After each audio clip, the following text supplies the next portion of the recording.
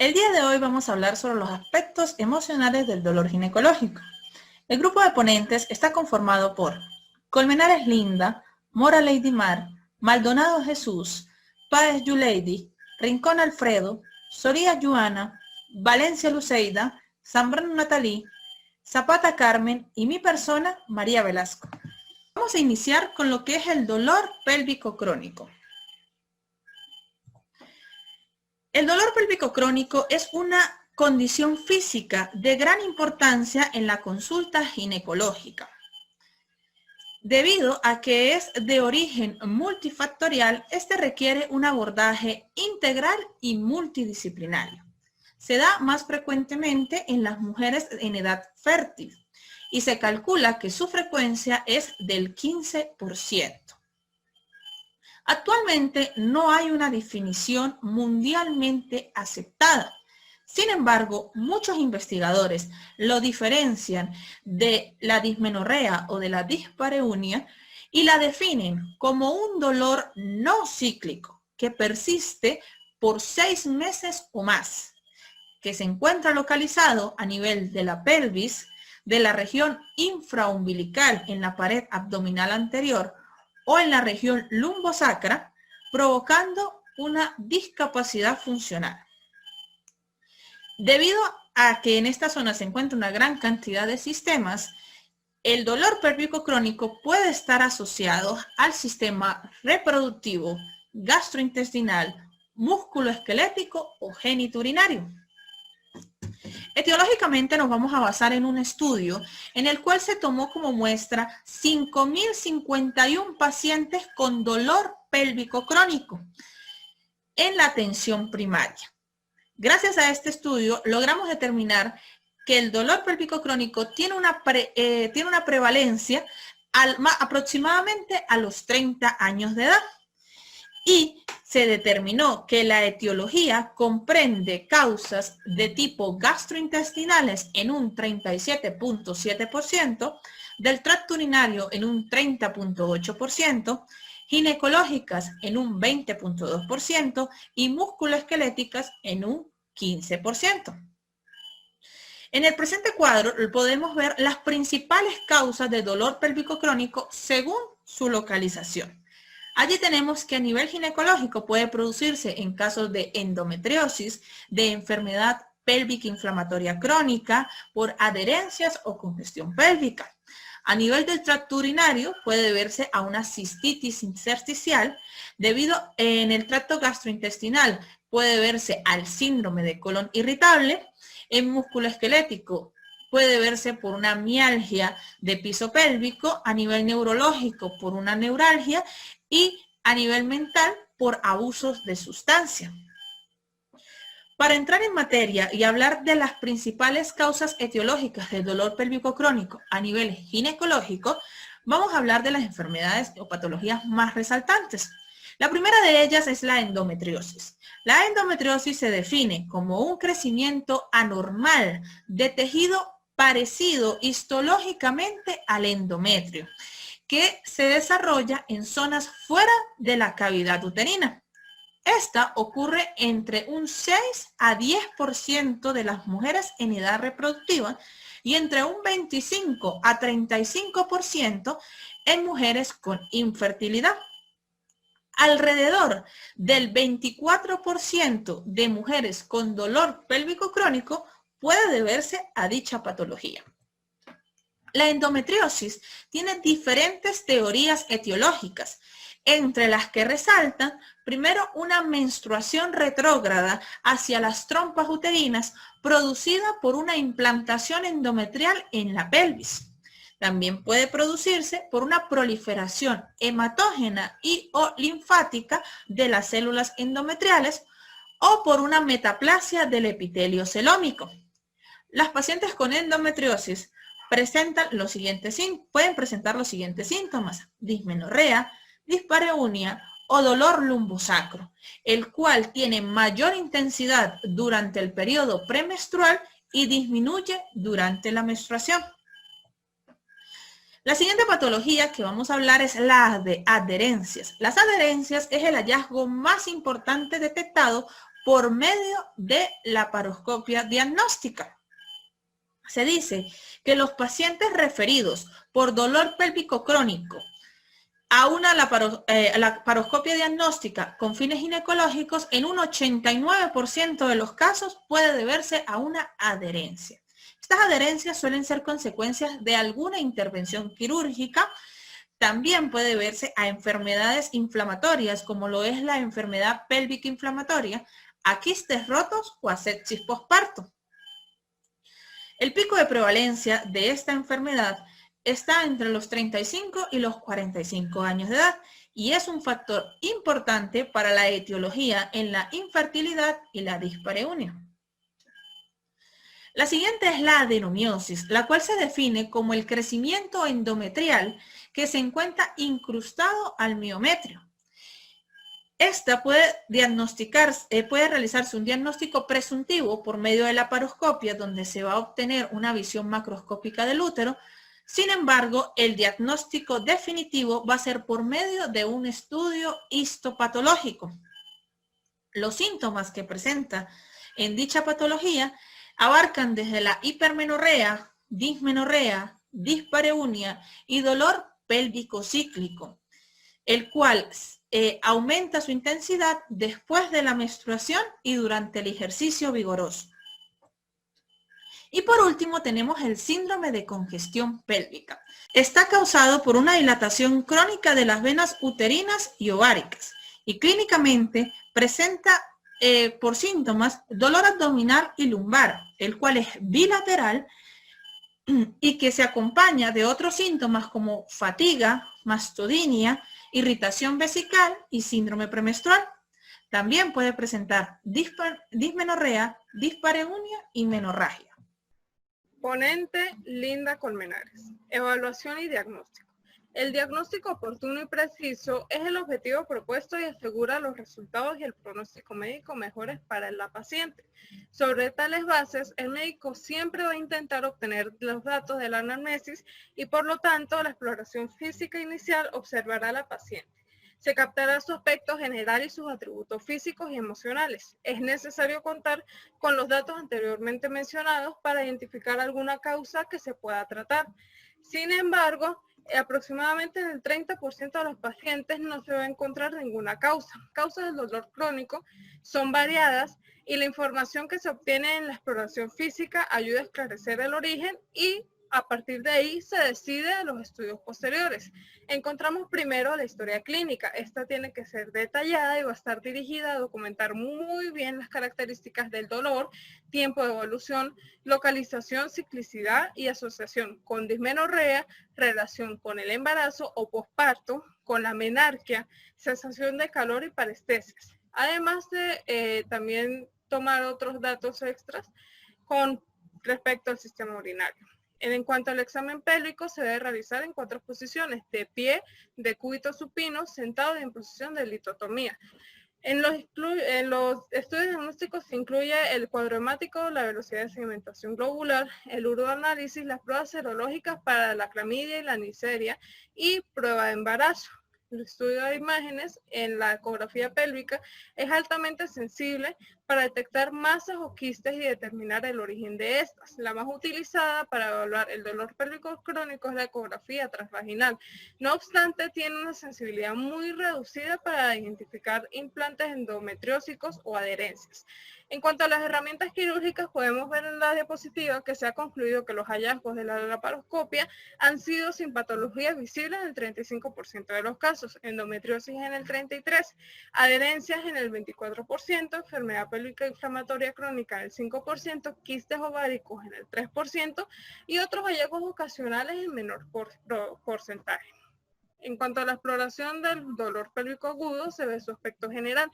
Esto incluye expresión facial, diaforesis, palidez y grado de agitación. En signos vitales puede presentar hipertermia, taquicardia o hipotensión. Exploración abdominal. Buscamos la presencia de cicatrices quirúrgicas antiguas y ocultamos ruidos intestinales, ya sean hiper o hipoactivos, los últimos menos precisos. Durante la exploración del abdomen se realiza de forma sistemática en cada cuadrante, comenzando por el lado opuesto del área dolorosa. En cuanto a la exploración pélvica, se lleva a cabo en mujeres de edad fértil, puesto que este grupo de edad, los problemas ginecológicos y las complicaciones del embarazo constituyen una causa común del dolor. En cuanto al dolor pélvico crónico, se realiza una anamnesis donde se recoge antecedentes obstétricos, quirúrgicos y psicosociales. En el embarazo, como el parto, pueden ser traumáticos para las estructuras neuromusculares que se han relacionado con prolapsos de los órganos pélvicos, síndromes de dolor mioponeurótico de los músculos del piso pélvico. En cuanto a antecedentes quirúrgicos, el antecedente de cirugía abdominal aumenta el riesgo de padecer adherencias pélvicas, en especial cuando se produce una infección, hemorragia o grandes áreas de superficie peritoneal denudada. Antecedentes psicosociales. El abuso sexual se acompaña de un índice mayor permanente de enteropatías funcionales, fibromialgias, cuadros convulsivos psicógenos y dolor pélvico crónico. Por estas razones es muy importante interrogar a las pacientes sobre la posibilidad de violencia doméstica y su satisfacción con las relaciones familiares. En la exploración física vamos a evaluar postura y marcha. Al principio, la mujer se debe examinar de pie. Se valora la postura en sus proyecciones anterior, posterior y lateral. A veces se identifican hernias inguinales directas e indirectas y crurales solo cuando la mujer está de pie. Se examina el perineo y la vulva con la mujer de pie y en esta maniobra se puede identificar varices.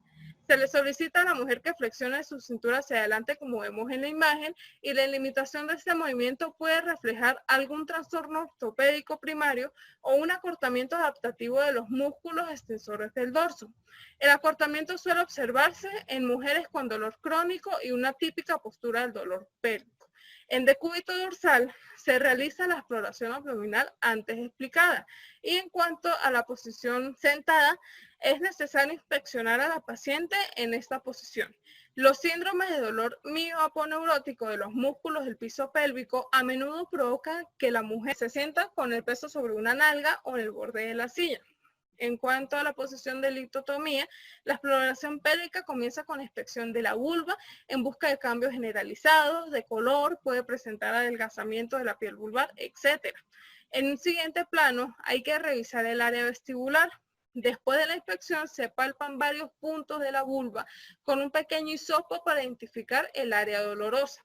La palpación de la vagina se realiza inicialmente con un solo dedo, que se introduce de forma gradual hasta 3 a 4 centímetros. La valoración del útero puede indicar su agrandamiento y otras veces se logra identificar inmovilidad uterina por cicatrices que se forman en la endometriosis o en la enfermedad pélvica inflamatoria, cáncer, adherencias por intervención quirúrgica previa, etc. En cuanto al tratamiento, las infecciones pélvicas habitualmente responden al tratamiento antibiótico, pero es posible que sea necesario realizar una cirugía en las afecciones de largo tiempo de evolución. La terapia de primera línea es el tratamiento médico con analgésicos tipo AINES administrados de 4 a 6 semanas y anticonceptivos orales combinados, ya sean cíclicos o continuos. Existe una segunda línea que son los progestanos continuos, en el cual se recomienda el acetato de medroxiprogesterona y se ha demostrado que el dispositivo intrauterino liberador de levonorgestrel tiene eficacia similar al manejo con análogos de la hormona liberadora de gonadotropina. En cuanto a la terapia de danazol en dosis de 200 a 400 miligramos diarios, es posible lograr rápidamente la menorrea y respuesta al dolor. Este manejo debe ser continuo por 2 meses y se puede extender hasta 9 meses si existe una respuesta adecuada. En cuanto a la laparoscopia, se debe tener en cuenta el costo, complicaciones y el subdiagnóstico. A pesar de que no se ha demostrado que la laparoscopia mejore a largo plazo a las pacientes con dolor pélvico crónico, se considera una prueba gold estándar para el diagnóstico y manejo de esta condición clínica. Vamos a encontrar, según FAL, este cuadro de algoritmo para el diagnóstico y manejo del dolor pélvico crónico, donde va a resumir el dolor pélvico crónico por sistemas. Y se destaca que en el sistema ginecológico vamos a encontrar la causa de endometriosis, que se trata según las directrices, más pasos adicionales que se deben tomar en cuenta cuando falla el tratamiento y se basa en la localización del dolor. Otra causa se guía por dolor localizado en abdomen, vulva, vagina y otros casos. En el abdomen se realiza una histeroscopía o laparoscopia y la ecografía vaginal. En cuanto a la vulva, se realiza un examen interno. En cuanto a la vagina, se realiza una inspección y prueba de palpación. Y en todos los casos vamos a encontrar que se va a realizar la palpación de los músculos del piso pélvico. De acuerdo a FAL, vamos a encontrar que hay una guía para el uso del algoritmo antes mencionado para el diagnóstico y manejo del dolor pélvico crónico. El primer paso va a ser siempre comenzar tomando en cuenta el aparato, sistema u órgano en el que los síntomas parecen percibirse principalmente. En este caso sería el ginecológico. El segundo paso, las afecciones bien definidas deben ser diagnosticadas y tratadas según las directrices nacionales o internacionales. Y cuando el tratamiento no ejerce ningún efecto sobre el dolor, se debe realizar estudios adicionales, que es la parte inferior de la tercera columna. En el cuarto paso, cuando los estudios muestran la presencia de alguna patología, se debe tratar adecuadamente. Y si este tratamiento no tiene ningún efecto, el paciente debe ser derivado a un equipo especializado para el tratamiento del dolor. En ausencia de una afección bien definida o que no se encuentra ninguna patología mediante estudios adicionales, se debe de derivar al paciente a un equipo especializado en el tratamiento del dolor. O en este caso, se debe recurrir a otras áreas de la medicina para poder definir bien las causas de este dolor ginecológico. Por lo tanto, decimos que el dolor pélvico crónico es una condición clínica de gran importancia en la consulta ginecológica. Es de carácter multifactorial y esto hace imprescindible que se haga un abordaje integral y multidisciplinario. Es de suma importancia hacer un cuadro clínico adecuado para así evitar la polifarmacia y el tratamiento quirúrgico de forma innecesaria. Un buen examen físico e historia clínica puede acercarnos a un diagnóstico certero para iniciar con el tratamiento y utilizar recursos disponibles de la mejor manera. Para un tratamiento con éxito se requiere una anamnesis bastante detallada, un examen físico minucioso avalado por el análisis de laboratorio que se manden a hacer de manera adecuada y una actitud de precaución con el tratamiento, pasando desde el tratamiento menos perjudicial a procedimientos más invasivos como la laparoscopia, según los algoritmos ya establecidos. Y se debe contemplar la posibilidad de cirugía solamente cuando todas las demás opciones han fallado. Mi nombre es Jesús Maldonado y vamos a tratar los aspectos psicopatológicos del dolor pelviano crónico desde un abordaje clínico. Es importante saber que la patología del piso pelviano agrupa principalmente alteraciones que se van a traducir en trastornos de los sistemas urológico, ginecológico y del mismo sistema digestivo. Hay un denominador común y es que la mayoría de estas personas que están experimentando este tipo de molestias van a experimentar o van más bien a expresar una cuota importante de ocultamiento, de privacidad, incluso muchas veces vergüenza. Por lo tanto, es importante que para hacer una evaluación y un manejo adecuado enfoquemos o hagamos un enfoque amplio del paciente, entendiendo este como una persona en sí que está sufriendo y que solicita ayuda, la cual no puede limitarse exclusivamente a los aspectos orgánicos que bien están descritos en el cuadro clínico, sino que debe ir más allá. Es importante que podamos determinar la repercusión emocional de esas molestias e igualmente precisar si uno de los síntomas importantes es el dolor, principalmente el dolor crónico, ya que este puede constituirse en una situación que representaría una incapacidad importante para el paciente.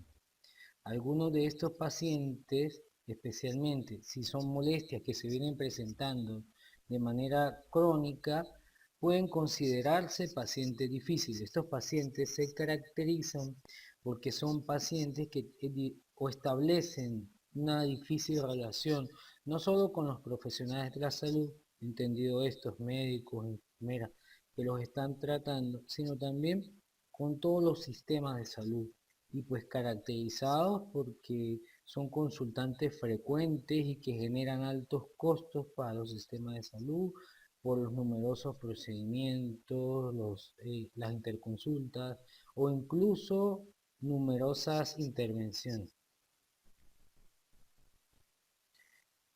¿Cuáles son las quejas habituales de los pacientes con patología del piso pelviano y cómo abordarlas? Es importante saber que aunque la sintomatología varía, el cuadro clínico sigue manteniendo elementos que se repiten o que podemos encontrar de manera muy común. Por ejemplo, al ya dolor que se presenta de maneras o formas muy variadas, pueden acompañarse la incontinencia o retención urinaria, la diarrea, la constipación y otras manifestaciones que se consideran más psíquicas y que vamos a observar en esta tabla. Las que se encuentran dentro de las que se caracterizan de distrés emocional están la sensación de angustia, de pena, de desilusión, de rabia, de culpa, alteraciones en el sueño, alteraciones en la vida sexual, limitaciones de la vida diaria, incluso fenómenos obsesivos, depresivos o de somatización. Entre otras de las repercusiones psíquicas que podemos encontrar está la falta de validación de los síntomas. Las molestias en este caso son consideradas por parte del paciente como exageradas, entendido de alguna manera, o con un fin ganancial. De allí pues la mala experiencia también que pueden tener con algunos profesionales de la salud, en los que los pacientes se quejan de que han recibido poca atención, o que han tenido un manejo inadecuado, o que simplemente se han aburrido de ellos.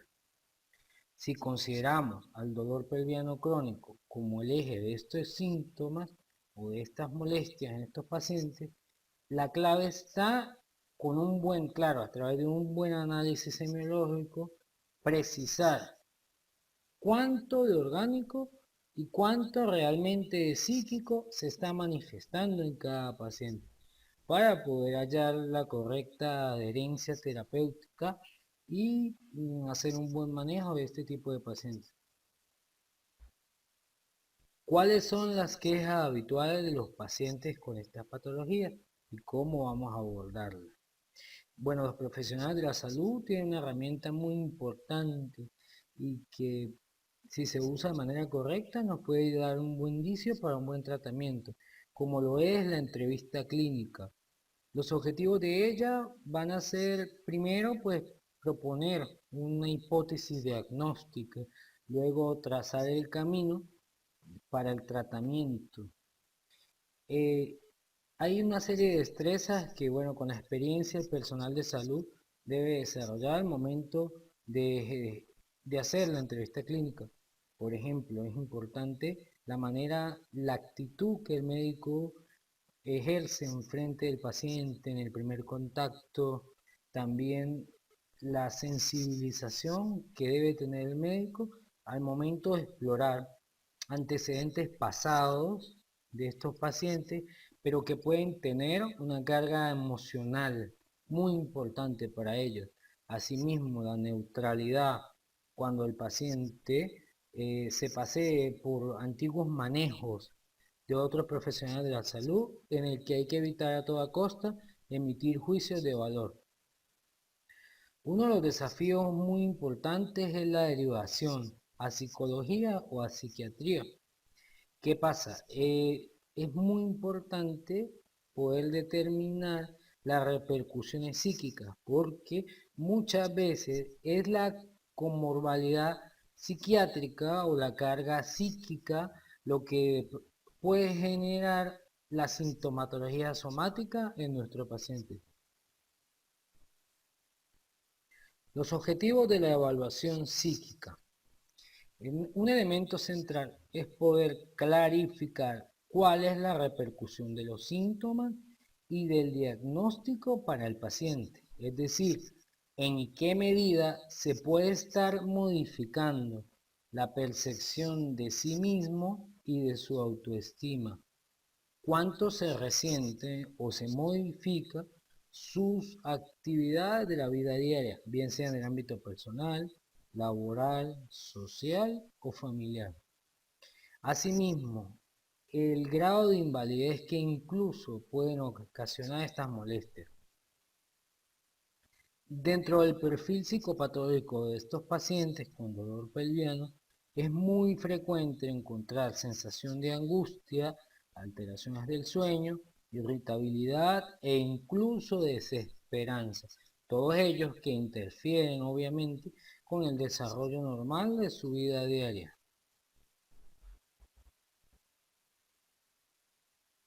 El paciente con patología del piso pelviano como un potencial paciente difícil. Bueno, en general los pacientes difíciles se presentan como pacientes consultantes frecuentes que siempre acuden a los servicios de salud y se presentan siempre insatisfechos. Su presencia llega a ser notada o notoria por todo el equipo de salud. En estos pacientes se genera un mayor número de exámenes, de exploraciones diagnósticas, más procedimientos de interconsulta. Los costos que para el público en general son económicos, para estos pacientes suelen ser más elevados. No solamente para ellos, sino para los mismos sistemas de salud que le están prestando este servicio. ¿Cómo explorar los síntomas? Para todos los pacientes, en especial para los pacientes difíciles, es clave poder aproximarnos al lenguaje del síntoma o lo que nos quiere decir o representar cada molestia. Es importante detallar, elaborar a través de un buen examen clínico, pero también la observación juega un papel importante al momento de determinar la apariencia del paciente, las características de su discurso, cómo se dirige él o cómo describe él su propia sintomatología. Eso nos ayudará a encaminar muy bien para poder determinar el peso de estas molestias. Asimismo, la actitud que tenga el paciente hacia el médico o hacia el profesional de la salud, que muchas veces es una actitud áspera o irritable, por la misma insatisfacción que generan estas molestias.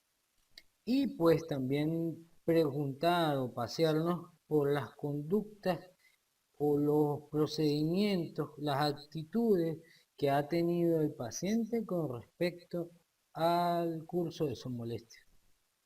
Muchas gracias.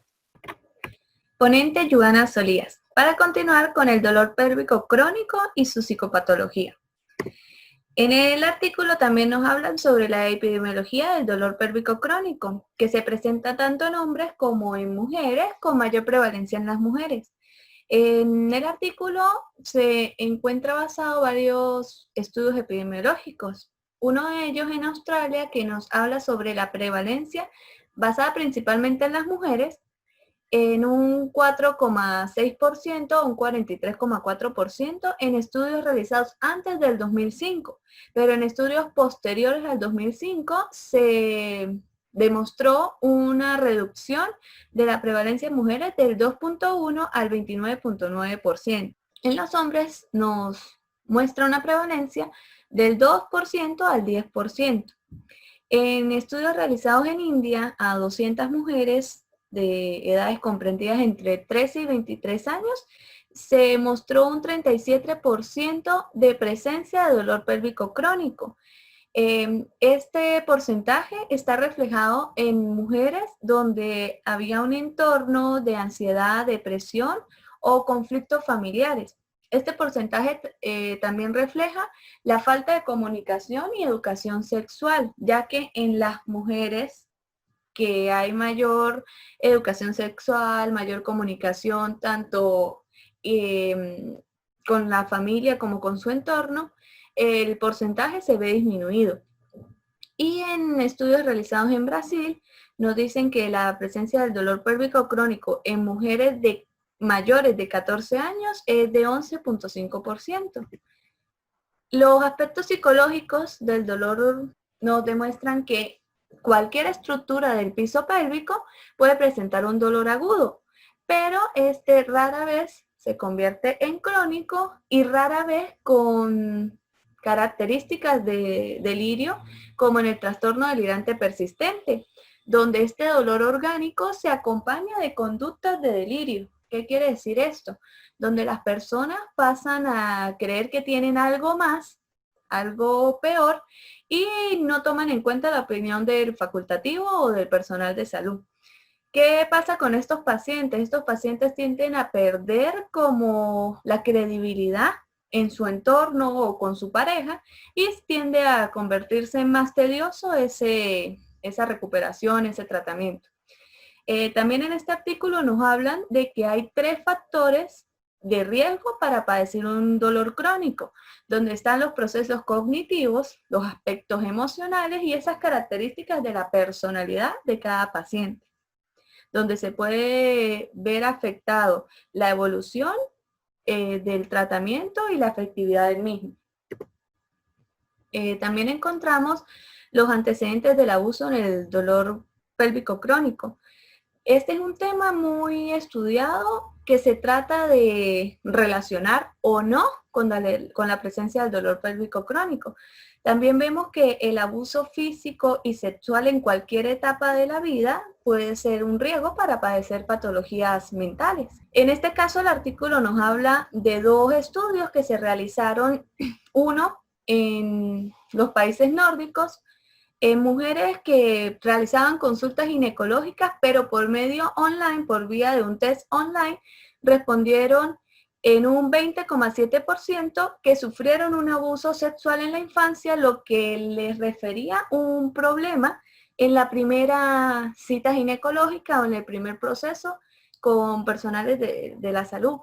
Y eso podía producirles un dolor pélvico crónico o podía reflejarse en un dolor pélvico. En otro estudio realizado, 63 pacientes que sufrieron abuso físico en alguna etapa de su vida, presentaron un distrés psicológico que generaba también ansiedad, depresión y demás factores o estrés postraumático. Este abuso, este antecedente de abuso también en algunas mujeres se vio representada como por depresión o por pérdida de la libido. Entre los síntomas ansiosos, depresivos y estrés postraumático, también encontramos que el dolor o la presencia de dolor crea un círculo vicioso o se refiere en un círculo vicioso donde estrés y ansiedad pueden manifestarse con síntomas de dolor y donde este dolor crónico también se puede manifestar con síntomas de estrés, de depresión y ansiedad. Entonces, en los estudios epidemiológicos contenidos en este artículo nos demuestran que los síntomas depresivos están presentes en un 40% de la población del estudio.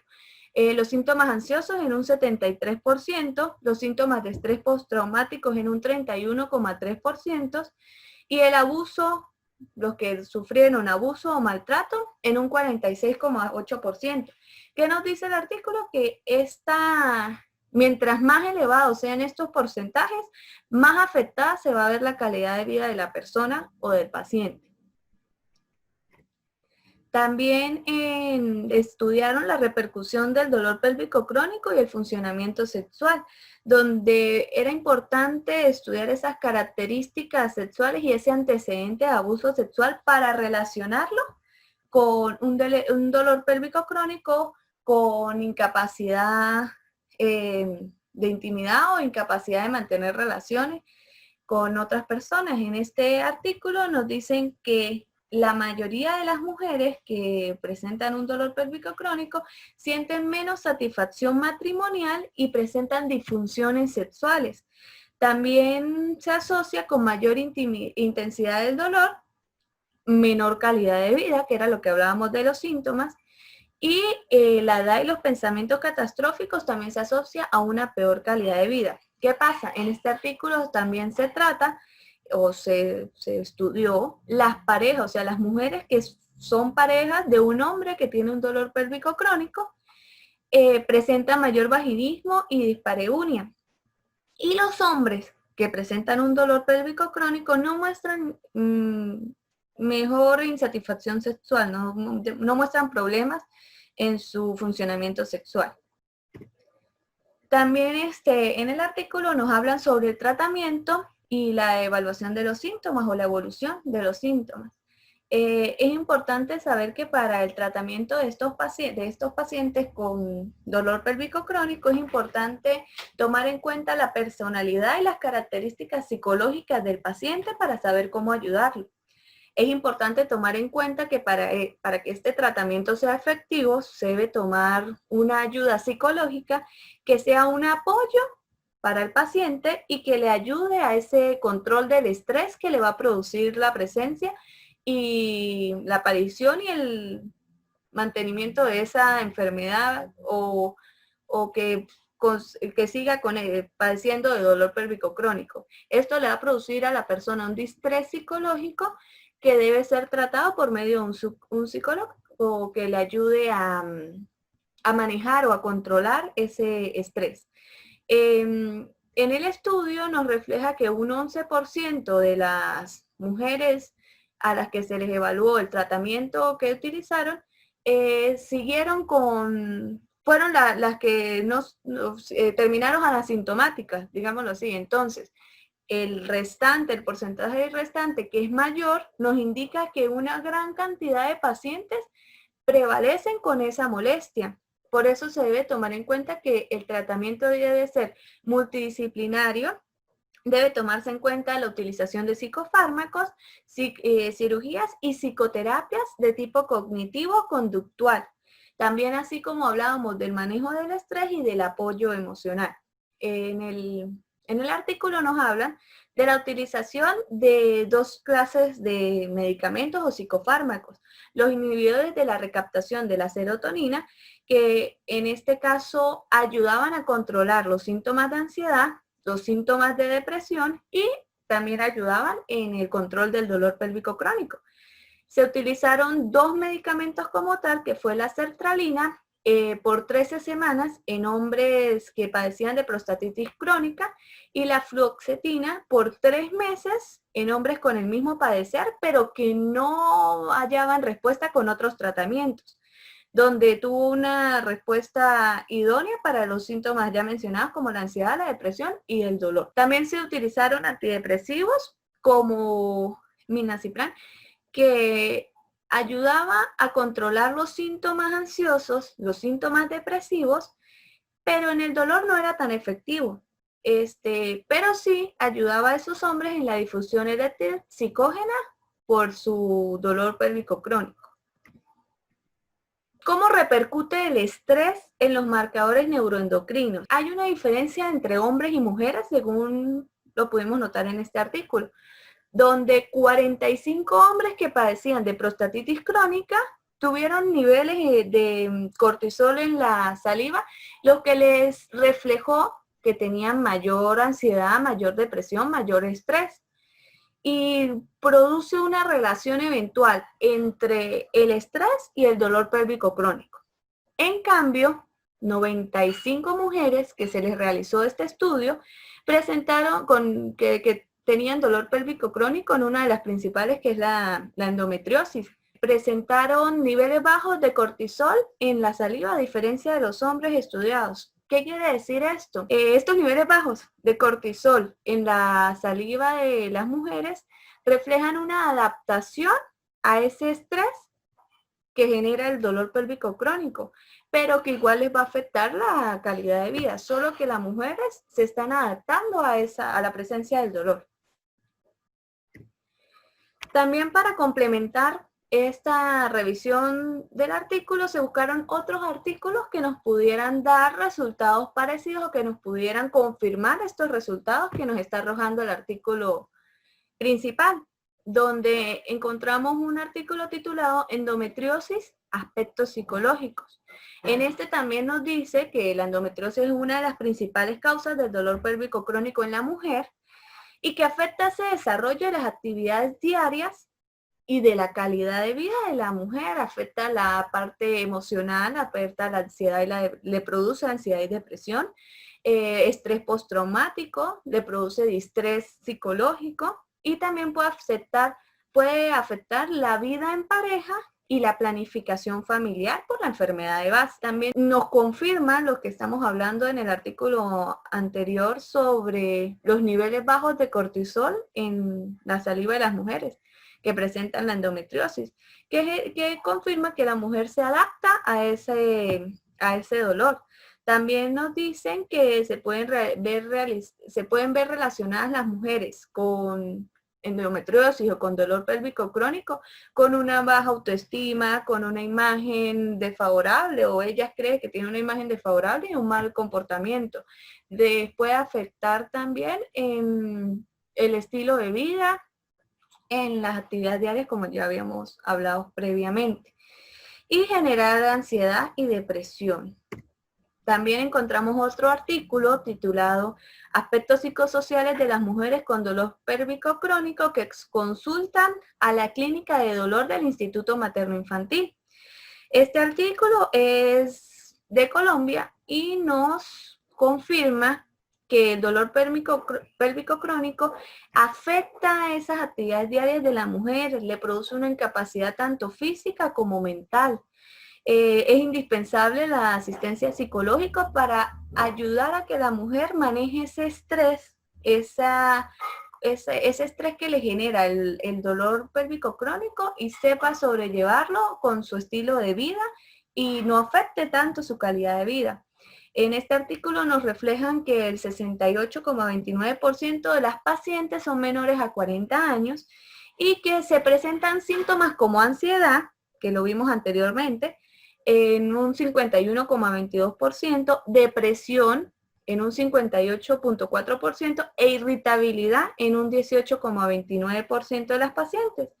Y que el tratamiento que se debe utilizar en estos casos del dolor pélvico crónico tiene que tener un grado de compromiso, tanto emocional como la utilización de psicofármacos o demás analgésicos y fármacos utilizados para la enfermedad de base, pero también debe tener una parte multidisciplinaria que enfoque en la parte emocional de la persona, en el tratamiento de la enfermedad de base y en el entorno para permitir una buena rehabilitación, un buen desempeño de la persona en su entorno, una buena recuperación. Entonces aquí también nos confirman que ese compromiso del personal debe enfocarse también en la parte emocional, en la parte psicológica, en la parte biológica de la paciente y permitir una buena rehabilitación. Entonces, con toda esta revisión de varios artículos, nos define y nos vuelve a complementar en que el paciente es un ser biopsicosocial, no solamente se puede tomar en cuenta un fármaco para una enfermedad de base, sino la parte de cómo afecta esa enfermedad, la parte psicológica y mental del paciente o la paciente. Entonces, debe ser un enfoque multidisciplinario, un enfoque amplio para una buena rehabilitación y recuperación o para que su estilo de vida y su calidad de vida no se vea tan afectada. Ponente Luceida Valencia, el artículo a tratar está titulado como Trastornos del dolor sexual femenino, una revisión de su definición, etiología y prevalencia. Para comenzar hablaremos de la sexualidad. La definición de sexualidad constituye dentro de sí misma un tema muy amplio y controvertido, que ha variado como la ciencia con el paso del tiempo, complementándose o modificándose en la medida de que su complejo funcionamiento dentro del hombre se estudia desde una perspectiva de integralidad. La posibilidad de entender la sexualidad como un conjunto de procesos psicobiológicos dependientes de la cultura, entre otros factores, dificulta la capacidad de clasificar las respuestas sexuales dentro de un marco de normalidad o anormalidad. Dicha dificultad presenta mayor grado de complejidad en el contexto de la mujer, debido a que esto continúa siendo tema de discusión, considerando el sinnúmero de tabúes que rodean a lo femenino y en el desarrollo del ejercicio de los derechos sexuales y reproductivos por parte de las mismas. El estudio multicéntrico SWAN, como sus siglas en inglés lo definen como Study of Woman Health Across the Nation, o el estudio de la salud de la mujer en todo el país. Este fue realizado en los Estados Unidos y tiene como finalidad o buscó determinar el estado de salud de las mujeres en todo el país, como sus siglas lo dicen.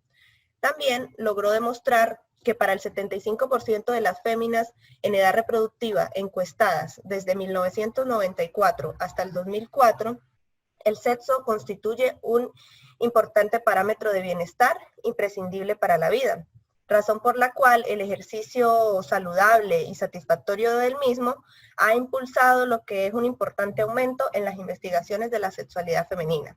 Sin embargo, en la reciente consideración de la multifactorialidad en las respuestas sexuales, ha generado que la interpretación del concepto deba acomodarse con el desarrollo y la percepción sociocultural de cada país.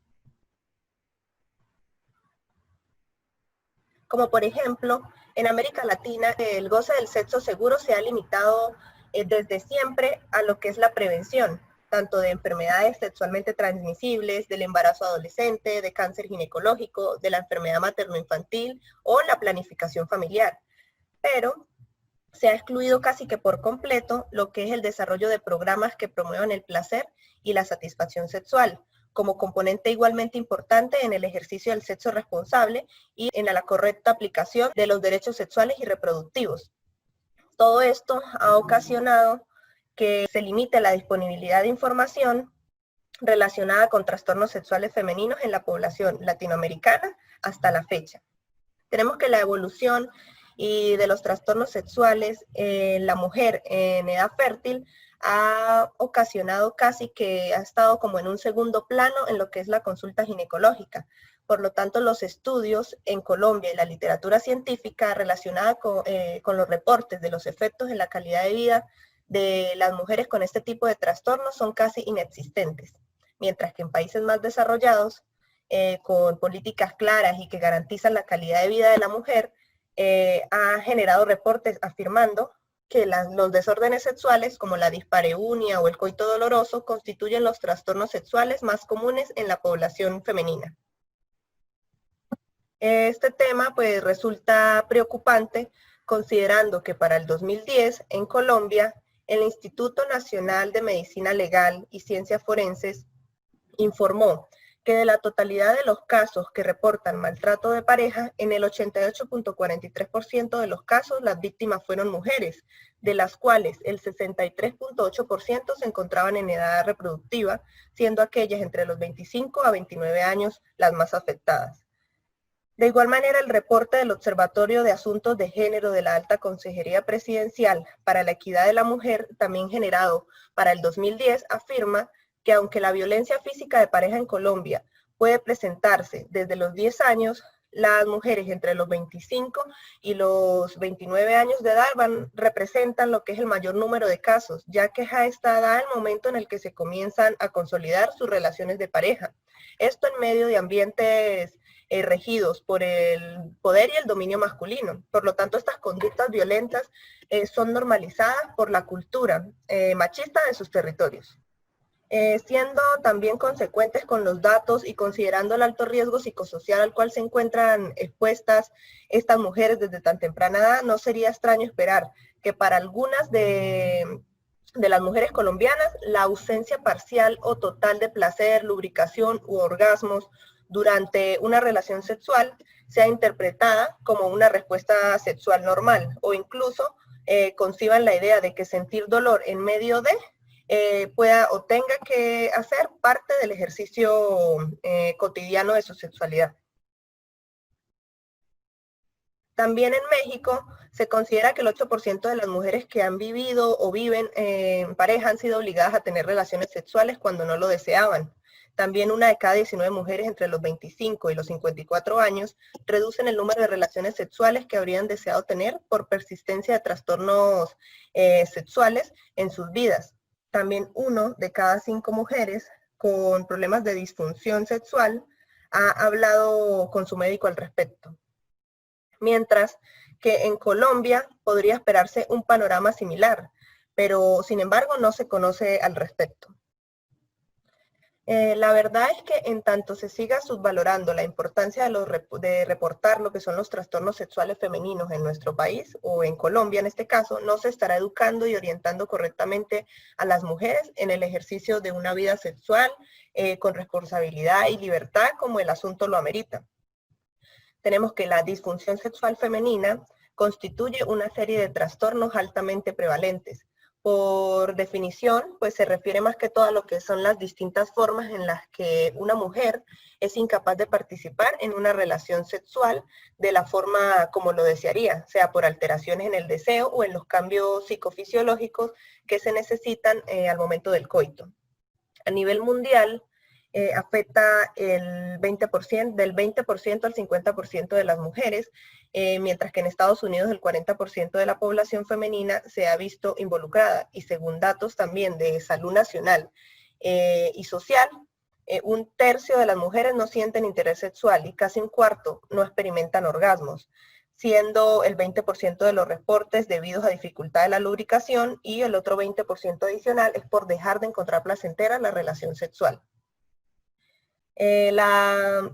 Lo que es la prevalencia de los trastornos sexuales mantienen una relación proporcional con lo que es la edad, encontrándose que las mujeres entre los 18 a los 44 años, durante el 2008 se reportó un 10,8%, entre los 45 a 64 años un 14,8% de prevalencia de algún trastorno sexual.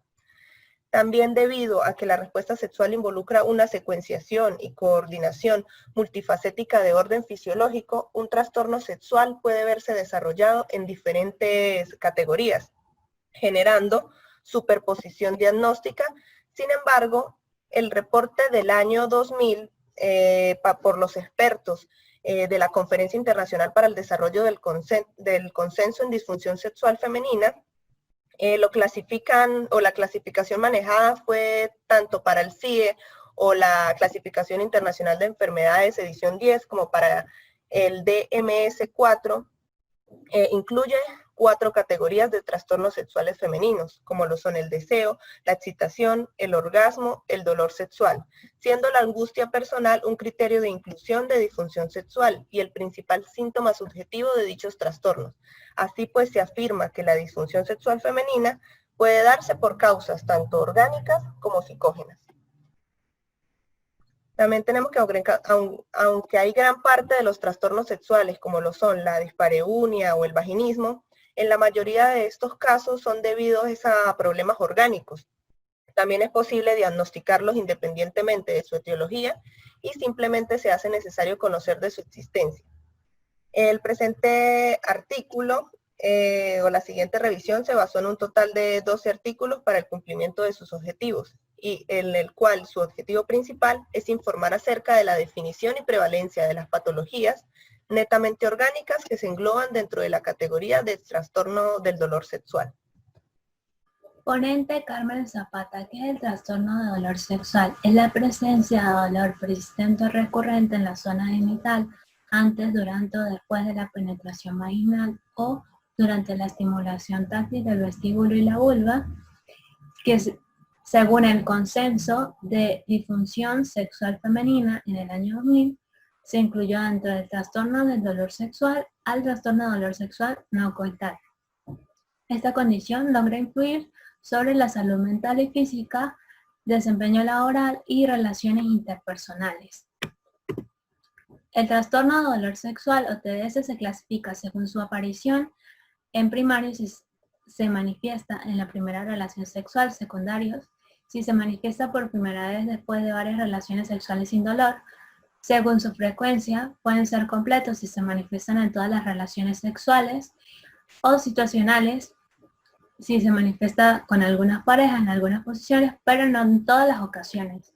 Según el consenso de expertos en el año 2000, los pacientes deben estar en las siguientes categorías. Categoría A, si es de por vida o adquirido. Categoría B, si es generalizado o situacionales. Categoría C, según su etiología, orgánica, psicógena, mixta o desconocida. Causas psicogénicas del trastorno de dolor sexual. Educación que genera culpa entre las relaciones sexuales, que puede ser por creencias religiosas o por patrones de crianza de los padres, temores a la sexualidad, por inseguridad hacia la pareja, hacia el uso del método anticonceptivo, al desconfianza física o baja autoestima y abuso sexual, ansiedad, depresión y estrés.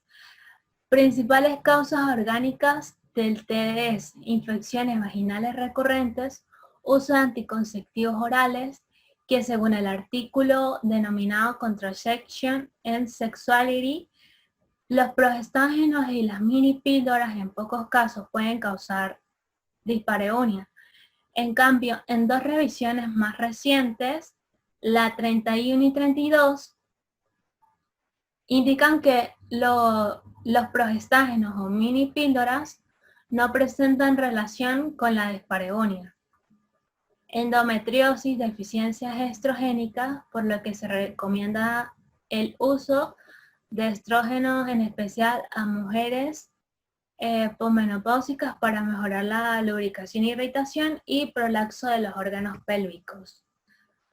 Endometriosis es la principal causa de dispareunia profunda. Es una patología caracterizada por el crecimiento del tejido endometrial fuera del útero, y este tejido contiene receptores de estrógeno y progesterona que crecen y sangran con respecto a los cambios hormonales generados en el ciclo menstrual. Los factores de riesgo de la endometriosis son menarquía temprana, primer embarazo tardío o no haber estado embarazada nunca, mujeres asiáticas, ciclos menstruales cortos, menores a 26 días, el uso de fármacos como dietilestilbestrón y familiares de primer grado con endometriosis. Otras causas orgánicas: dispareunia, vaginismo, que en conjunto se conoce como trastorno del dolor genitopélvico, vulvodinia y vestibulitis, que se conocen también como trastorno del dolor sexual no coital, que más adelante estos términos serán explicados. Enfermedades pélvicas inflamatorias, síndrome del intestino irritable, fibroma uterino, y radiación pélvica, tabique vaginal transverso. Y según un estudio realizado en Suecia, el 28% de las mujeres con antecedentes de dolor sexual severo y prolongado asistieron al médico. Esto indica que se le sigue brindando poca importancia al trastorno y que la respuesta de la mayoría de las mujeres es o tolerar el dolor en el acto sexual por el pensamiento de que el sexo es una obligación matrimonial, o lo que hacen es reducir la frecuencia del acto sexual. Hidradenitis supurativa es una patología que se caracteriza por la oclusión de las glándulas apocrinas por queratina en las zonas intertriginosas. La glándula se rompe y produce lesión tisular. En algunos casos graves, cicatrización crónica. Entre las comorbilidades encontramos la enfermedad de Crohn, que es un factor predisponente a la dispareunia. Según el artículo titulado "Cuando el coito produce dolor, una exploración de la sexualidad femenina en el noreste de México", se analizaron 1.183 mujeres entre las edades de 25 a 54 años, residentes del estado Sonora de México, y se asoció la dispareunia y las variables sociodemográficas reproductivas, violencia sexual y condiciones médicas diagnosticadas, y se obtuvo que mujeres con edad de 25 a 34 años tenían mayor riesgo a desarrollar dispareunia que las mujeres de 35 a 54 años de edad. La asociación de dispareunia y las variables de educación y estado civil no fueron significativas.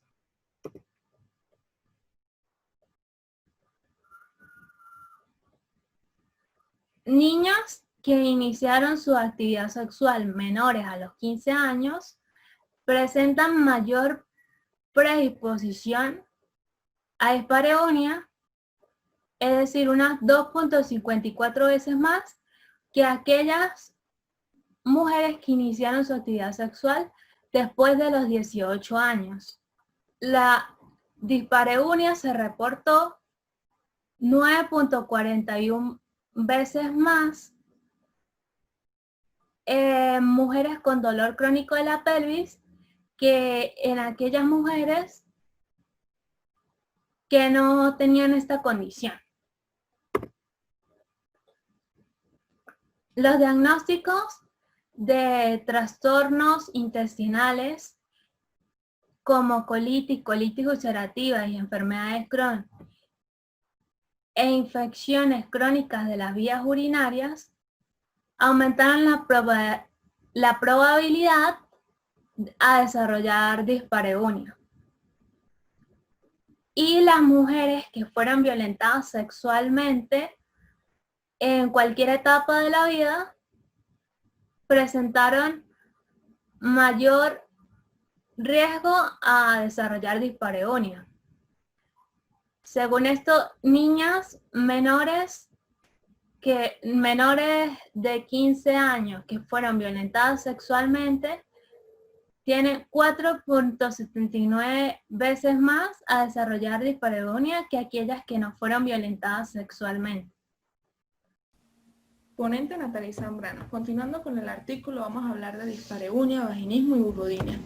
La dispareunia se define como la presencia de dolor genital recurrente o persistente durante el coito, predominantemente en femeninas, con una incidencia, según la Organización Mundial de la Salud, de un 8 a un 22%, y según otros autores va a variar entre 10 a 15% dependiendo de los factores socioculturales del país investigado. Tiene una marcada prevalencia del 13% en mujeres en edad reproductiva de los 20 a los 29 años, con descensos directos en cada década subsiguiente. La dispareunia se va a asociar más que todo con un origen físico, pero la mayor prevalencia va a estar relacionada con factores psicológicos y relacionales. Tenemos múltiples causas para la dispareunia, pueden haber causas psicosexuales, causas socioculturales, causas de vulva y vagina como infecciones o sequedad vaginal, causas por el pene como un introito estrecho o causas por pene y vagina como miomas, prolapsos uterinos o cicatrices de cirugías anteriores. La dispareunia la podemos clasificar según la localización del dolor. Tenemos dispareunia superficial, que es cuando el dolor se produce en la penetración inicial en el introito vaginal, y la dispareunia profunda, que es cuando el dolor se da en la penetración vaginal, como su nombre lo indica. La dispareunia es un problema sexual frecuente, el cual va a afectar el bienestar de la mujer. ¿De qué manera? Con una disminución del deseo, del interés y de la excitación sexual, llevando a un decremento en la frecuencia de las relaciones sexuales. Esto va a provocar problemas conyugales con una insatisfacción tanto física como emocional. Entonces, como vemos, la dispareunia se encuentra muy asociada a problemas conyugales, y estos se ven más marcados cuando existen características psicológicas de la mujer que intervienen en el establecimiento de las relaciones. ¿Cuáles son esos factores intervinientes? La baja autoestima, características de sumisión como la necesidad de mostrar una gran fuerza espiritual o la capacidad de soportar sufrimiento, y una disminución de las características de masculinidad. ¿Cuáles son ellas? La autoafirmación y la autoprotección. Encontramos indicadores asociados a la dispareunia. tanto en condiciones internas como en condiciones relacionales. En las condiciones internas observamos que la imagen corporal y relación de su cuerpo se manifiesta con un maltrato al cuerpo, lo que puede conllevar en algunos casos a la anorexia. En cuanto a la vida afectiva, hubo carencias afectivas infantiles, en donde en vez de afecto hay maltrato. Los temores a la sexualidad vienen desde la adolescencia y emergen cuando existen sensaciones de deseo sexual y cambios en su cuerpo, lo que va a inhibir el desempeño sexual actual. El concepto de sí misma va a girar en torno a su incapacidad sexual y la calidad de vida sexual se va a ver en dificultad porque siempre van a estar presentes sentimientos de vergüenza y rabia por la incapacidad sexual. En cuanto a las condiciones relacionales, tenemos que el inicio de vida sexual y las relaciones sexuales va a estar dado porque hubo carencias afectivas y educativas con satanización de la vida sexual, lo que creó un ambiente que conlleva a una incapacidad en la regulación de su vida sexual. En la relación con el hombre hay barreras de interacción que van a estar dadas por el sometimiento y la rabia.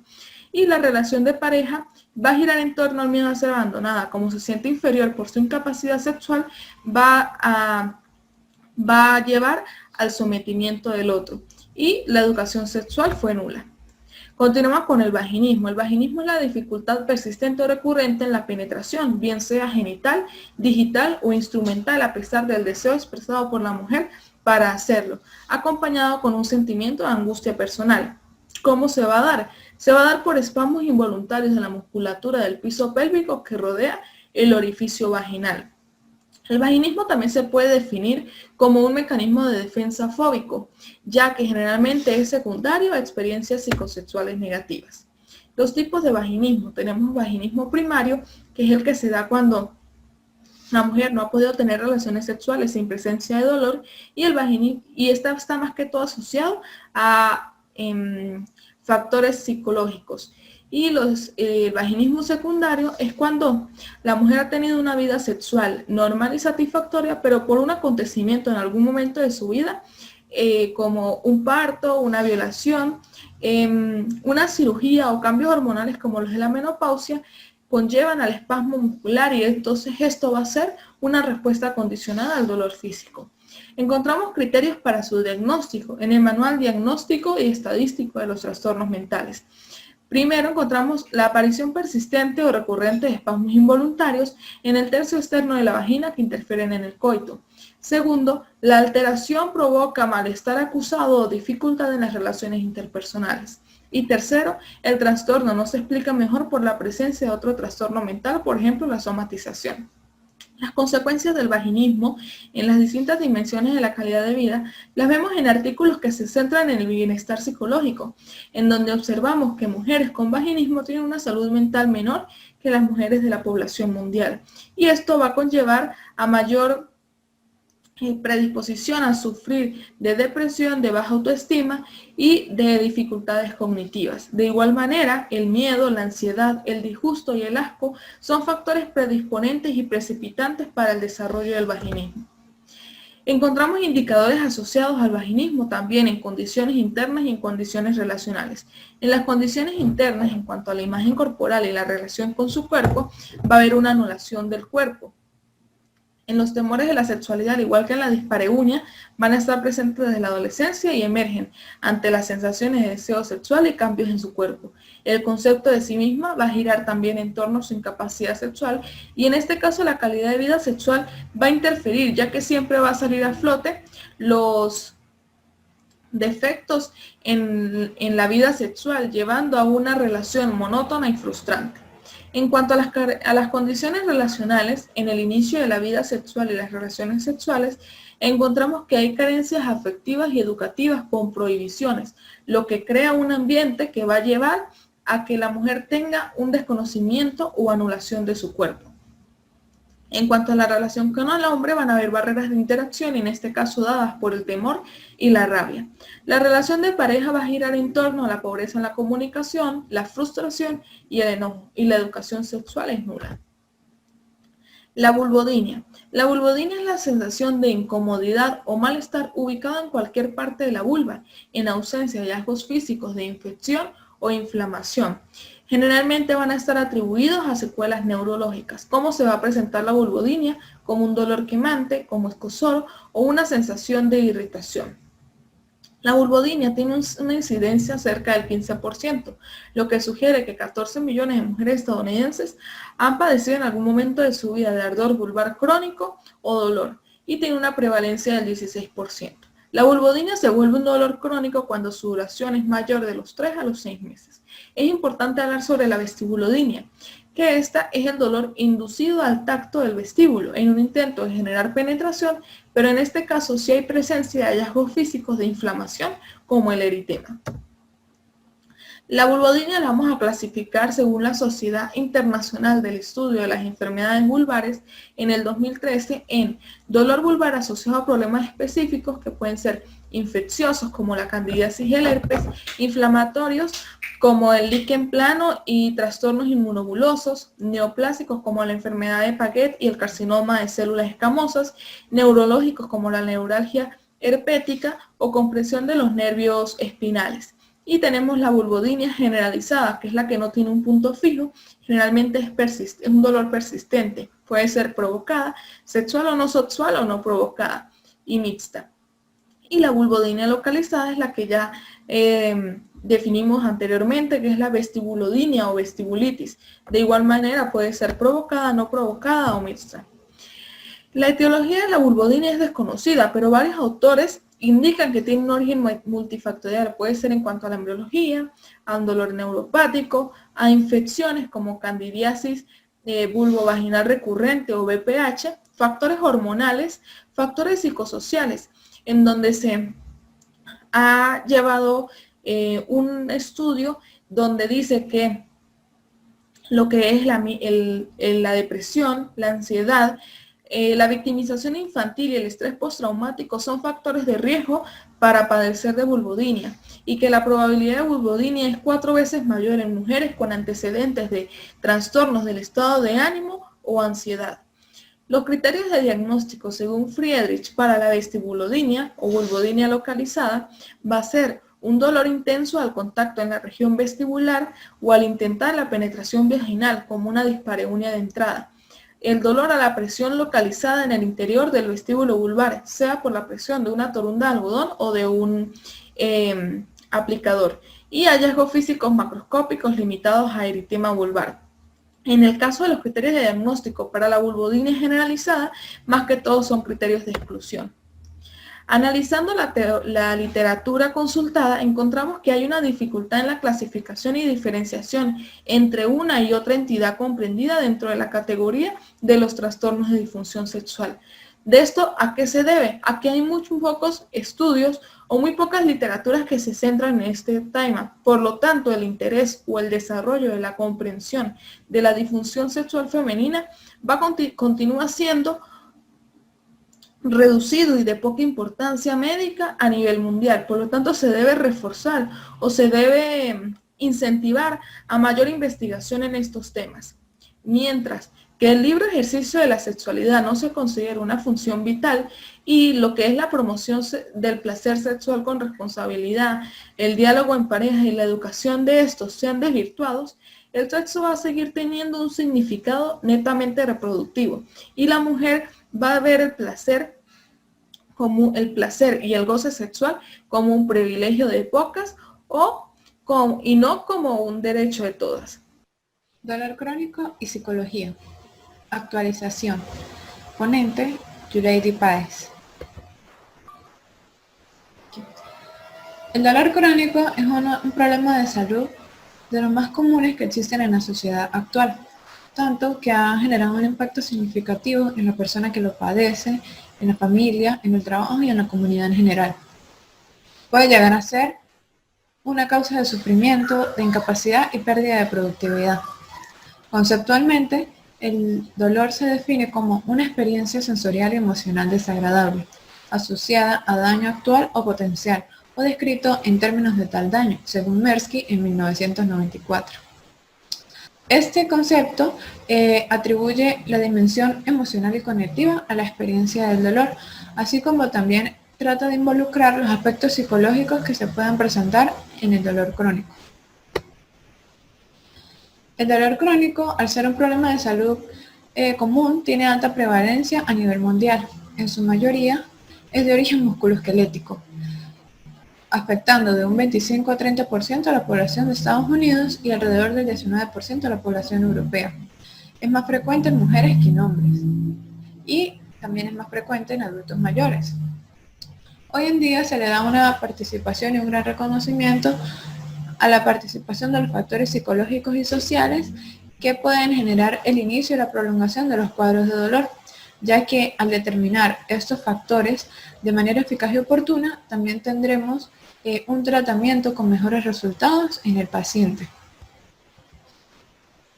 En cuanto a la modulación del dolor, debemos tener en cuenta que el dolor es en parte una experiencia emocional y que está constituida por procesos de aprendizaje neurobiológicos, por procesos psicológicos y por cambios sociales, los cuales van a ir adquiriendo mayor importancia a medida de que el dolor se prolongue en el tiempo.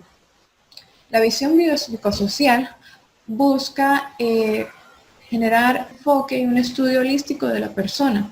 Actualmente no está incorporada en la práctica médica general y el dolor viene siendo tratado como una experiencia netamente sensorial, dejando de lado la parte emocional que también se le debe incluir. En consecuencia, se tiende a mantener la distancia entre la comprensión teórica del dolor crónico y la manera en que los pacientes son evaluados y tratados, ya que al no tratar esa parte emocional y solamente tratar la parte física, pues el paciente no mejora del todo.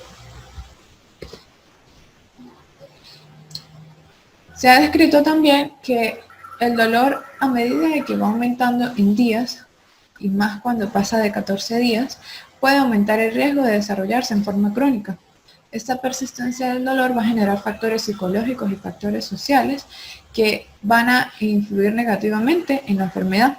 Esos factores psicológicos pueden ser como la ansiedad, la depresión, el miedo, y factores sociales como cambios de roles, conflictos familiares y riesgo laboral. Todo ello va a generar en el paciente una etapa de transición. Es allí donde se debe aplicar ese modelo biopsicosocial que con el enfoque holístico permita que el paciente mejore en esos 3 campos que este modelo evalúa. Asimismo, la intervención psicológica viene siendo un pilar fundamental, ya que tiene como objetivo evaluar el compromiso emocional del paciente, qué porcentaje está comprometido. También tiene como objetivo intervenir de manera oportuna con teorías ya estudiadas y rehabilitar al paciente para que se incluya en la sociedad de manera óptima. En cuanto a la mujer como paciente, además de los factores del dolor, se debe evaluar la dinámica familiar que presente, su historia de vida, su historia sexual y su historia ginecobstétrica. Esto se debe tener en cuenta para la evaluación dolor pélvico crónico. Factores psicosociales en la experiencia de dolor y riesgo de cronificación. Cuando aparece un estímulo doloroso o noxa, el organismo va a actuar como un todo y va a desencadenar procesos biológicos y psicológicos. En este momento vamos a desglosar y a describir los aspectos psicológicos. Factores emocionales y el dolor. En las experiencias del dolor, generalmente en el dolor agudo, puede existir o se va a presentar de la mano el miedo y la ansiedad. Ellos van a influir en el dolor, aunque son procesos emocionales totalmente diferentes. El miedo se representa como esa amenaza presente e inminente que va a generar una respuesta defensiva activa, que también se le conoce como escape. Mientras que la ansiedad va a surgir de la anticipación y la vigilancia y va a generar una respuesta defensiva pasiva, que se le conoce como evitación. En algunos estudios experimentales del dolor se ha demostrado que el miedo a un estímulo externo puede generar la inhibición del dolor a través de la activación de los opioides endógenos. Esto como mecanismo compensatorio que tiene el organismo. Pero que realizar ese mecanismo compensatorio repetidas veces puede generar mayor ansiedad y aumento del dolor, haciendo que esa emoción primaria deje de ser adaptativa. En consecuencia, pues tenemos que el miedo y la ansiedad son emociones desadaptativas, ya que a largo plazo pues inhiben a este mecanismo compensatorio del cuerpo. En cuanto al modelo mío de evitación, es el que trata de describir la transición de agudo a crónico y que su elemento fundamental es el miedo, el cual va a actuar como factor regulador en las emociones relacionadas al dolor. Se desarrolla teniendo una interpretación cognitiva de que dolor significa amenaza. Esto se le conoce como catastrofización y también está influenciado por los procesos atencionales que se le conoce como hipervigilancia, y ello va a tener también relación con ansiedad. Todo esto va a generar conductas de evitación, que es lo que ocurre, por ejemplo, cuando un paciente, al tener miedo de que alguna zona del cuerpo duela, prefiere evitar el movimiento, y ello pues va a generar la limitación de esa zona del cuerpo. Así como existen emociones negativas, también van a existir emociones positivas, y por ello es que existe la analgesia afectiva, donde las emociones pueden disminuir el dolor. Esto está demostrado y está estudiado, ya que estas emociones pueden activar los sistemas neuronales dopaminérgicos. Este sistema se puede activar realizando actividades que a la persona le parezcan agradables, tales como consumir algún alimento de su agrado, como chocolate, frutas, el beber agua, escuchar música, bailar, cantar, afectividad física como besos, abrazos, y también con fármacos dopaminérgicos. Otros estudios han evaluado los procesos emocionales del cerebro y que la relación que podrían tener al disminuir la actividad de los circuitos cerebrales del dolor. En 2006, Orme Johnson, por medio de imágenes de resonancia magnética nuclear, observaron que la meditación trascendental puede ayudar a disminuir la respuesta cerebral al dolor. Por medio de imágenes de resonancia nuclear, observaron que la meditación trascendental realizada sostenida en el tiempo podría disminuir en un 40-50% menos la actividad en el tálamo. Y que estas personas que lo realizaron al cabo de 5 meses en el estudio disminuyeron la respuesta cerebral al dolor también en un 40-50%. Llegaron a la conclusión de que la meditación disminuye la respuesta del cerebro al dolor, ya que genera un estado fisiológico donde se disminuye la ansiedad y puede aumentar la reactividad al estrés. En cuanto a la depresión, la definimos como un estado emocional que está caracterizado por ánimo negativo, desesperanza, anedonia, que es la pérdida de interés o la incapacidad de experimentar placer, trastornos del sueño. La depresión se presenta cuando existe mayor intensidad del dolor, puede ser un factor de riesgo para la incapacidad. En un 52% de los pacientes con dolor persistente cumplen criterio diagnóstico para depresión. Y una depresión previa a enfermedad genera resultados negativos, por lo que es más difícil realizar una rehabilitación. En 2006, Ders y Gatchel realizaron un estudio sobre la prevalencia de patología psiquiátrica en pacientes con incapacidad crónica ocupacional, donde su resultado fue que el 65% fue diagnosticado con al menos un trastorno psicopatológico, donde los más comunes fueron depresión mayor en un 56%, abuso de sustancias en un 14% y trastorno de ansiedad en un 11%. En el caso de las mujeres con endometriosis, tienen mayor tendencia a asociarse con psicoticismo, introversión y trastorno bipolar. Ponente Alfredo Rincón. Factores cognitivos y dolor. Todos los individuos muestran amplias diferencias en sus habilidades para regular tanto las emociones como los juicios, atribuciones y las creencias de las enfermedades. Las expectativas, pues que todos los individuos pues, poseen ciertas expectativas. Entre estas tenemos las expectativas de asistencia, de apoyo emocional, así como su sentido de control y dominio sobre el dolor. Los individuos poseen ciertas creencias y actitudes. Es que, pues, todas las personas tienen determinados supuestos sobre cómo actúa el dolor y qué es lo que significa sentir un determinado estímulo doloroso. Estas creencias pues, sirven para entregar una interpretación. Esta interpretación son los estímulos. Y esto va a ayudar al cerebro a procesar, es una ventana para que el cerebro logre procesar rápidamente toda la información que recibe. Esta información que recibe pues son los estímulos. Adicionalmente, pues ellos anticipan y distorsionan las respuestas. Pues puede ser también una capacidad adaptativa. Estas creencias pues se encuentran influidas totalmente por un contexto social, que pues este contexto social pueden guiar sobre la posible causa de el dolor como tal. También las creencias pues se basan con expectativas. Estas expectativas pues tienen un impacto significativo. ¿Por qué? Porque pues el dolor crónico está asociado claramente a ciertas creencias. Ok, ahora la catastrofización del dolor. Esto pues esta catastrofización es un patrón cognitivo pues, que va a distorsionar los eventos actuales o probables en un futuro, que vamos a tener pues un error en la interpretación de todo lo que puede realizar el individuo. Esta catastrofización puede ser como una respuesta, o en el ámbito del dolor se caracteriza como una respuesta exagerada y negativa, que es un evento neutro. Estos eventos neutros pueden ser transformados en una catástrofe, como se observa en la imagen. Ahora vamos con el miedo y la evitación del dolor. El miedo y la evitación del dolor es una creencia, donde el individuo cree de que pues, todo debe ser evitado, para reducir la posibilidad de dolor.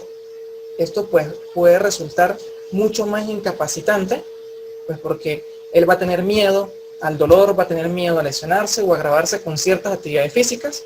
Por lo tanto, él creerá que incapacitarse es la mejor cura o la mejor solución. No obstante, esta incapacidad que posee el individuo, pues vamos a tener un desacondicionamiento musculoesquelético. Este acondicionamiento musculoesquelético ocasionará que el individuo pues desarrolle aún menos tolerancia al dolor y disminuya los intentos por superar ciertas limitaciones funcionales. Ok, ahora vamos con las bajas expectativas de recuperación. Esta baja expectativa de recuperación frecuentemente él está asociado a que tiempos prolongados de dolor van a ser también por restricción de actividades o percepciones de regreso al trabajo como una amenaza. Esto puede ser un problema relevante en la recuperación, porque el individuo, como todo, él va a tener un dolor crónico, un dolor continuo, y pues el individuo no va a tener cierta motivación para continuar con su trabajo. Ahora vamos con la autoeficacia. La autoeficacia corresponde a la capacidad pues, que posee, la autocapacidad propia que posee para organizar y ejecutar ciertas acciones para lograr un objetivo. Ahora, en relación al dolor, una autoeficacia baja se encuentra caracterizada como la creencia de un dolor incontrolable, porque en relación a las exigencias físicas de la vida diaria. Esto nos sirve para evaluar las creencias acerca del dolor de los pacientes, pues porque puede ser más importante que un diagnóstico médico definitivo. Ahora vamos con las conductas de enfermedad y dolor. El dolor puede ser caracterizado como una experiencia privada, pues porque puede ser observado a través de conductas. Estas conductas, quitaré la cámara, son como las expresiones verbales, las actitudes corporales, el reposo, inmovilidad y los analgésicos. El indicador confiable para expresar estas ciertas conductas es la expresión facial. La mayoría de estas conductas pues, son aprendidas y están influenciadas tanto por las emociones como por las cogniciones. Sin embargo, ambas se encuentran influenciadas por las consecuencias en el medio social. Por ejemplo, el reposo o el uso de analgésicos a largo plazo pueden ocasionar cierta toxicidad. Por lo tanto, el dolor debe afrontarse mediante acciones y pensamientos. Y existe una regla también donde nos indica pues que los beneficios a corto plazo pues pueden ser perjudiciales en el tiempo, debido pues que estos tipos de conducta se van a repetir y pues van a volverse como vicios o acciones que el individuo no va a permitirse dejar. Factores sociales y dolor. En estos factores sociales y dolor pues tenemos varios tipos de modelos. Entre los modelos iniciales pues reforzaban o castigaban todas aquellas conductas de dolor. No obstante, actualmente se logra incorporar la comunicación emocional, donde Sullivan en el 2006 observó a los participantes. Entonces, ¿en qué consistió este estudio? Este estudio es que todos los participantes fueron expuestos a presiones con frío. Esto conllevaba a una conducta de catástrofe, donde aumentaba mayor el dolor. Y esto se evalúa a través de la observación de las expresiones faciales, especialmente pues cuando se podía ser visto por otras personas. Ahora, la empatía interpersonal. La empatía interpersonal se describe como un proceso donde la familia y personas cercanas, pues estas personas cercanas son aquellos que cuidan a los pacientes con dolor. Van a comprender y responder a las actitudes o acciones que experimenta emocionalmente el individuo pues que padece el dolor. La empatía, ahora vamos con el contexto de las parejas. Martín, en el 2006, observó que las esposas que tenían mayores actitud empática tenían, al estimar el dolor de su pareja, que se utilizaban escalas de dolor, ellas respondían mejor, tenían una mejor respuesta y proporcionaban mayor contención emocional, y también señalaban menor estrés cuando cuidaban al paciente. Ahora, la empatía en los profesionales de la salud. Se plantea que aquellos que expresan confianza y calma, que son los pilares, en respecto a las condiciones del paciente, van a reducir las preocupaciones a corto plazo. Sin embargo, las preocupaciones a corto plazo, pues ¿para qué? Para garantizar una mejor aceptación y compromiso con el medicamento. Sin embargo, pues no se conoce los beneficios o el efecto a largo plazo. También algunas personas pues manifiestan sobreprotección. Pues puede ser, a pesar de las buenas intenciones de los padres o de las personas que te cuidan, pues esta sobreprotección logrará incomodar a los pacientes. Van a percibir mayor estrés, van a señalar también altos niveles de incapacidad física, por lo tanto va a ser más dificultoso y pues van a tener mucha mayor incapacidad para superar pues este tipo de malestar o de dolor. Ahora, el apego. El apego es que la existencia, otro constructo social es el apego. La existencia de un apego inseguro, tanto por los padres como por los cuidadores, pues van a tener, constituye un riesgo para una respuesta desadaptativa que influye o que incluye en el dolor. Por ejemplo, unas reacciones emocionales de los niños frente a una separación se ha descrito como un espejo de sus emociones frente al dolor, sugiriendo pues una predisposición más común a este tipo de reacciones. Entonces, en los adultos pues tenemos el modelo de la predisposición, donde tenemos ciertos indicadores que nos dirán que un apego inseguro anticipará una mayor catástrofe, y un apego seguro pues, podría garantizar o podría reducir el dolor y menos catastrofización de los sucesos o del malestar. Ellos pues perciben el dolor como un desafío y no como una amenaza. Trauma y dolor. Estas experiencias traumáticas en la infancia, tales como el abuso físico y el abuso sexual, pues son muchos factores o se consideran como los factores importantes o pilares en el desarrollo y persistencia del síndrome de dolor crónico en adultez. Engel, en los años 50, él expresó traumas, o experimentó con los traumas del dolor en adultez, donde el abuso físico y el abuso sexual, vamos a tener tanto pensamientos negativos y un débil soporte social.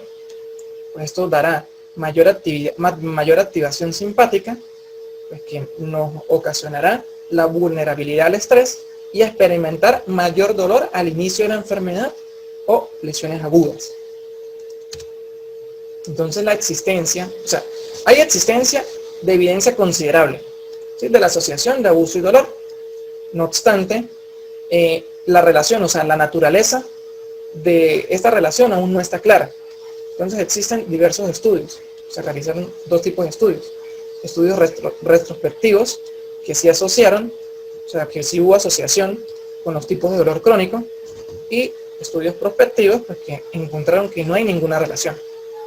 No obstante, Linton realizó estudios prospectivos donde pues, experimentó con sujetos que habían padecido de abuso e incapacidad, habían demostrado que del abuso pues, provenía la incapacidad. No obstante, aquellos individuos que realizaban un autorreporte de abuso, que ellos mismos realizaban el reporte donde ellos decían de que habían sido abusados o habían padecido de algún cierto trauma en la infancia, pues no estaba asociado el dolor crónico hacia estos sujetos. Ahora tenemos los factores laborales y el dolor. Entonces se ha descrito como factores ocupacionales como predictores de cronicidad. Entonces, entre los más relevantes son la insatisfacción laboral, demandas físicas, los incentivos y el tiempo de paro. Pues dicen que mayormente, las investigaciones señalan de que un 26% de la población que ha sido sometida a una compensación laboral, pues regresará al trabajo posterior a una cirugía, por ejemplo.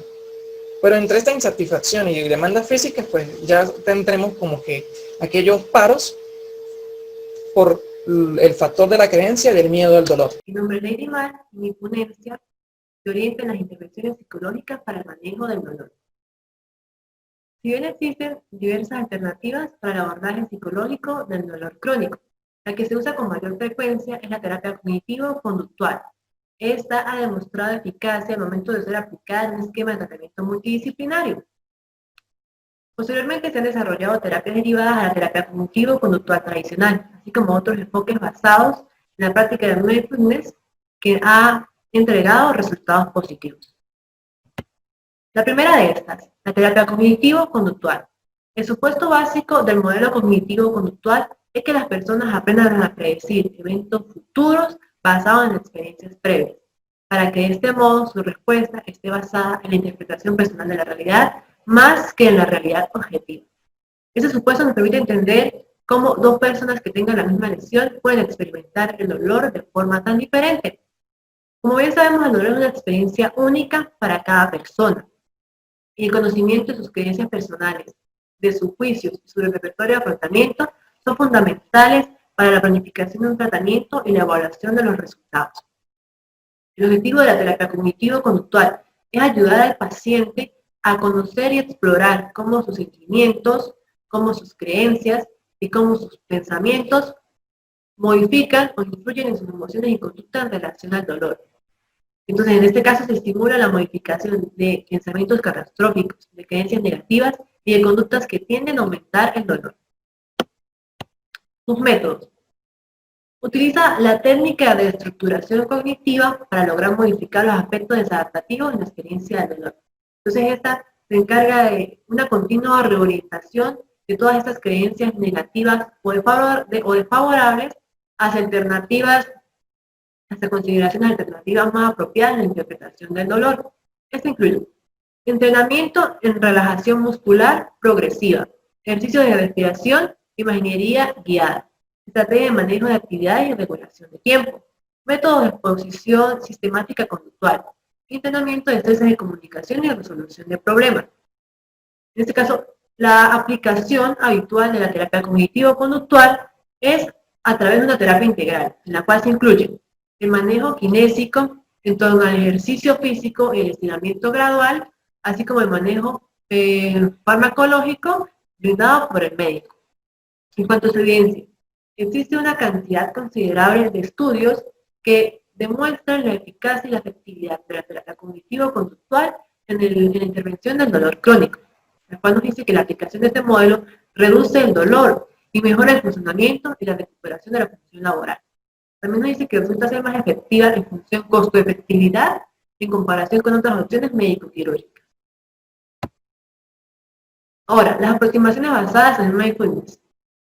Esta práctica tradicional tiene raíces milenarias, pero sus métodos han adquirido gran interés y popularidad en los últimos años. Su aplicación en la intervención del dolor crónico comenzó en los años 80 en el Centro Médico de Massachusetts por el Dr. John Kabat-Zinn. Esta recibió esta denominación debido a que está basada en la disminución del estrés, que se ha introducido de forma paulatina en las intervenciones psicológicas del dolor crónico. Presenta una gran cantidad de significados, pero en general es la capacidad de poner atención plena sobre una experiencia en el momento presente, con apertura, flexibilidad y sin enjuiciamiento. El entrenamiento en esta práctica busca que el individuo desarrolle la habilidad de estar conectado de forma flexible con lo que está pasando en el presente. Pero para que esa conexión ocurra, el individuo tiene que tener una actitud de aceptación de los contenidos mentales negativos asociados al dolor, para de este modo minimizar las respuestas automáticas de afrontamiento.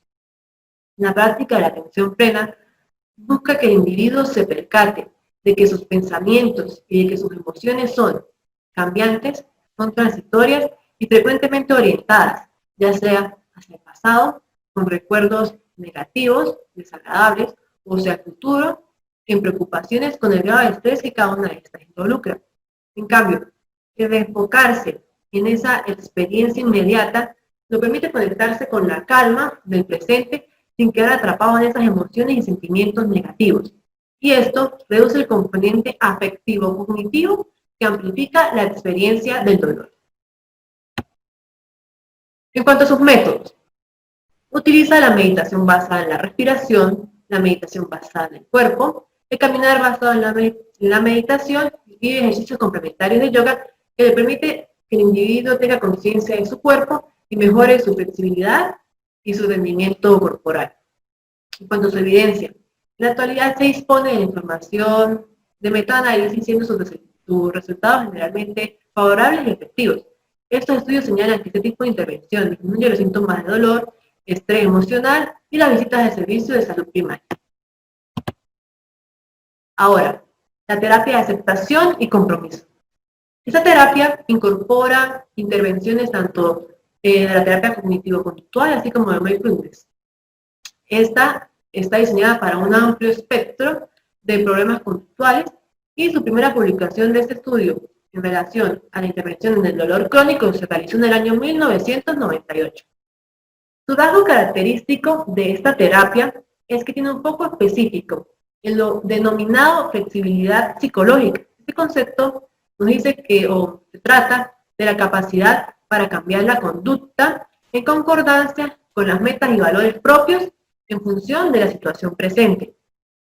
En este caso, esta terapia incluye procesos específicos como la aceptación, conciencia focalizada en el presente, actitud de compromiso, reestructuración cognitiva, todas guiadas y direccionadas por los valores y las metas propias del individuo.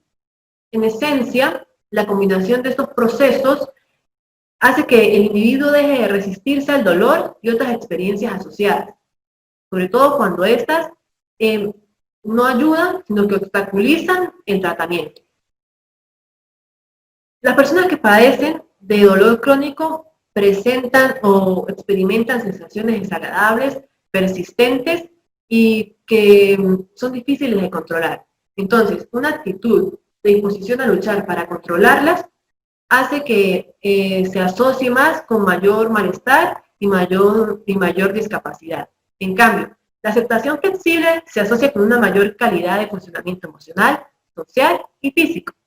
Para que ocurra esta aceptación, es necesario que esa asociación que ocurre entre los sentimientos físicos desagradables, que es la nocicepción sensorial del dolor, y el sufrimiento psicológico se encuentren desconectados. En cuanto a su metodología, enfatiza en la importancia de la relación terapéutica, basada o centrándose en la confianza, respeto respecto a las habilidades del paciente, enfatizando el rol de la experiencia en el presente. Entonces, en este caso, se estimula a que el paciente esté más consciente de su situación actual, incluso cuando esta le cause dolor, y de sus metas personales, para que tome decisiones o tome acciones receptivas y persistentes en el tiempo. La aplicación de este método se enfoca en la exposición directa a experiencias de dolor, a través de ejercicios que integran el reconocimiento de las cualidades sensoriales, cognitivas y emocionales, de forma consciente a través de imágenes o analogías, para que el individuo abandone la resistencia al dolor y perciba los cambios positivos asociados a esa experiencia y sea capaz de generalizarlos en las acciones o esta respuesta en su vida diaria. Este método busca o ayuda a que las personas se expongan por sí mismas a actividades, a movimientos, o incluso a ciertas ubicaciones laborales que de por sí evitaban. Este método ha sido definido como una terapia emocionalmente intensa, ya que está enfocada explícitamente a disminuir el miedo y evitación respecto a patrones asociados al dolor. En cuanto a su evidencia, existe una gran cantidad de estudios científicos que evidencian la eficacia y la efectividad de este tratamiento. Uno de ellos compara la efectividad de esa terapia con respecto a la terapia cognitivo-conductual. Concluye que ambas son capaces de mejorar la interferencia causada por el dolor, depresión y la ansiedad asociada al dolor, pero que en esta obtiene mejores tasas de satisfacción en el tratamiento.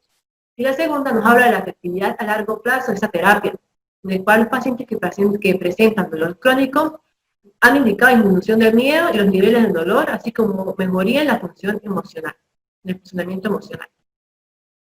En cuanto a las conclusiones, debido al progreso en los conocimientos acerca de la complejidad de la experiencia del dolor, en la práctica clínica los factores psicológicos son subvalorados y eso conlleva a que se haga de forma tardía la intervención psicológica. Cosa que si se hiciera de forma oportuna se reduciría de forma importante tanto la persistencia del dolor como su cronicidad. En los últimos años está más enfocado en reconocer los factores de riesgo psicosocial asociados a la cronicidad, con el objetivo de realizar intervenciones psicológicas tempranas y acciones orientadas hacia la prevención. También hemos observado la eficacia y la efectividad de las terapias psicológicas antes mencionadas, así como es importante que cuando se envíe al paciente a la intervención psicológica se le debe entender que los estados emocionales, sus creencias y conductas asociadas son parte vital de la experiencia humana del dolor y forma parte del enfoque integral del problema, más no de que sea una patología psicológica o que su dolor no sea real. Gracias.